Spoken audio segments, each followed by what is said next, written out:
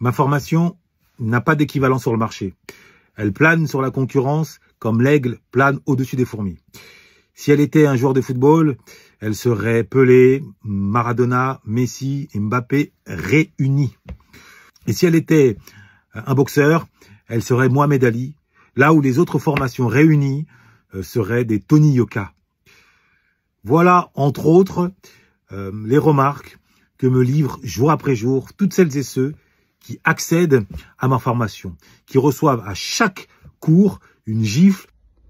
Bonjour à tous, je vous fais cette petite vidéo pour vous parler d'une formation, la formation que propose M. Ludovic Armand-Manda en maîtrise du langage soutenu et du logos. Une formation que je suis depuis 1 mois et demi bientôt. Voilà, donc à chaque cours, j'en tombe des nues. Je pensais que je parlais correctement français, du fait que je sois né en France, que je vive en France et que j'ai vécu toute ma vie en France. Mais j'étais loin de m'imaginer que je ne maîtrisais, je vais pas dire absolument pas, mais presque la langue française. Comme s'ils redécouvraient le monde, tellement je leur transmets les outils, et pas simplement des grandes phrases théoriques, les outils factuels pour maîtriser le langage soutenu. Et l'un d'entre eux m'a vivement demandé, limite m'a imploré d'effectuer une vidéo dans laquelle je devrais me montrer un peu plus précis quant au contenu de ma masterclass, afin qu'un grand nombre de frères et sœurs puissent ouvrir les yeux sur l'aspect révolutionnaire que renferme ma formation, même si j'estime être, à titre individuel, une vitrine crédible, et même si je ne cesse de livrer des témoignages. Eh bien, je vais m'exécuter. Une fois n'est pas coutume, je vais m'exécuter. Je vais vous expliquer pourquoi ma formation envoie au tapis toutes les autres sans le moindre doute. Sans le moindre doute. Et je vous prie d'ores et déjà de m'excuser pour ce manque d'humilité. C'est passager, néanmoins, c'est nécessaire. Alors, en quoi ma formation se distingue-t-elle de toutes les autres? J'ai bien dit de toutes les autres. Alors, pour répondre à cette question, je vais recourir à un exemple concret illustratif de ce qui se passe aujourd'hui sur le marché de la maîtrise du langage ou la prise de parole en public ou que sais-je. Tendez bien l'oreille. Quand on n'a pas appris du tout, et c'est notre problème, nous les adultes d'aujourd'hui, nos parents nous ont rien appris sur les émotions, ils ne savaient rien d'ailleurs, donc ils nous ont juste dit « va dans ta chambre » et c'est tout, et on devait gérer les trucs tout seul. Du coup, on n'a pas appris. Et du coup, c'est un peu le maelstrom, quoi. Et on ne sait même plus si on est en colère ou triste face à notre conjoint. Et voilà, on explose de toutes sortes de choses parce qu'on peine à mettre les mots sur les émotions. Donc, si j'enseigne à mon enfant dès tout petit à mettre des mots, eh bien, ça lui permet de mieux comprendre ce qu'il est en train de vivre et ça va l'aider à réguler ses émotions plus tard. Alors, de façon évidente, on peut constater que cette dame connaît le sujet de l'intelligence émotionnelle relativement bien. Ce sujet semble ne pas avoir de secret pour elle. Elle nous livre l'importance de mettre des mots sur des émotions, un peu comme je n'ai eu de cesse de le répéter. Pour maîtriser ses nerfs, il faut maîtriser les mots. Jusqu'ici, bon, classique. Et puis elle s'arrête là. Et elle est à l'image de tout ce qui se fait sur le marché. Je m'explique. Toutes les offres que vous voyez sur là, tous les coachs en prise de parole en public sont comparables à des cuistots qui vous montrent comment concocter un plat en étant précis. En tout cas, certains se montrent assez précis quant au dosage de tel ou tel ingrédient, quant au temps de cuisson. Et puis voilà. Mais en aucun cas, ils s'assurent de savoir si vous disposez des ingrédients. Or, si ce n'est pas le cas, vous faites comment? On peut vous montrer la meilleure façon de faire un plat, mais si vous ne disposez pas des ingrédients, vous faites comment?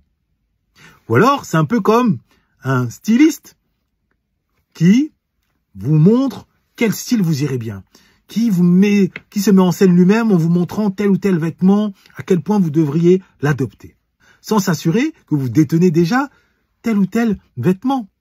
À la différence de moi, et c'est ce qui fait toute ma différence, moi, en plus de vous servir une recette ou des styles vestimentaires, je vous donne les ingrédients. Je vous donne les ingrédients linguistiques. Je vous donne les vêtements que vous allez pouvoir endosser pour devenir la meilleure version de vous-même sur le terrain linguistique, puisque, je le rappelle, les mots sont les vêtements de l'esprit. Donc, je vous donne les mots pour habiller votre esprit avec élégance, avec force et surtout avec rigueur, puisque j'y ajoute la maîtrise du logos, la maîtrise de votre intelligence. Celui qui contrôle le logos, c'est-à-dire la façon dont vous expliquez le monde à vos concitoyens, contrôle le pouvoir politique. C'est le contrôle par le verbe. Qui d'autre que moi vous a déjà parlé du logos?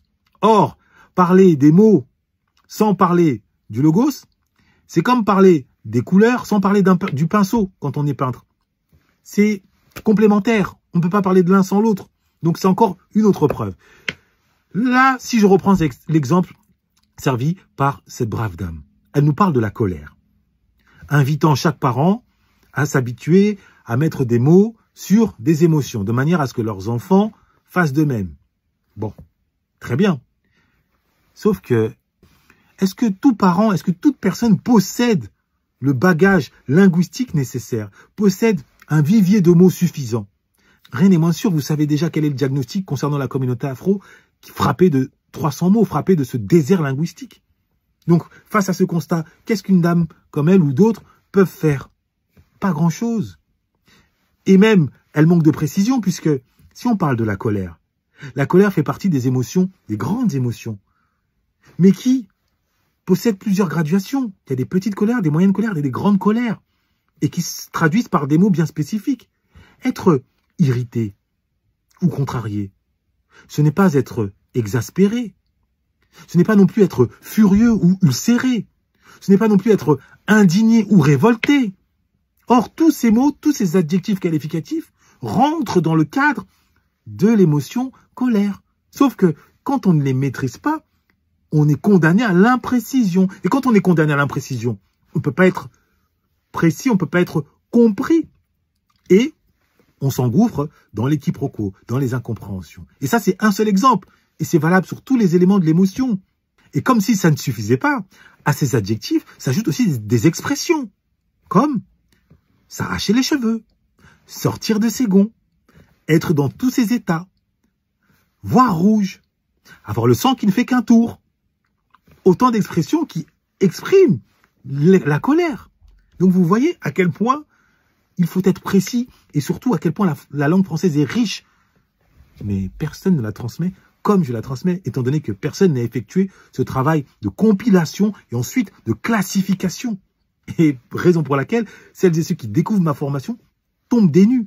Ils redécouvrent la vie à chaque cours tellement c'est riche. Et surtout, tellement ça leur permet d'atteindre leur objectif de manière concrète. Donc on ne se limite pas à des grands conseils. On est dans le concret. Maintenant, pour celles et ceux qui ont besoin encore d'y voir plus clair, qui ont besoin d'en savoir un peu davantage sur le logos, avant de se jeter à l'eau, je peux comprendre, hein, quand on va à la piscine, il y a ceux qui sautent directement du plongeoir, et puis ceux qui mettent d'abord un pied, 2 pieds, c'est logique. Eh bien, c'est pour cette raison que j'effectue les masterclass. Et, en l'occurrence, la prochaine masterclass se tiendra le 16 avril prochain. Mais attention, comme toujours, hein, par souci pédagogique, les places sont limitées. Donc, je vous invite à prendre votre place. Noblesse oblige.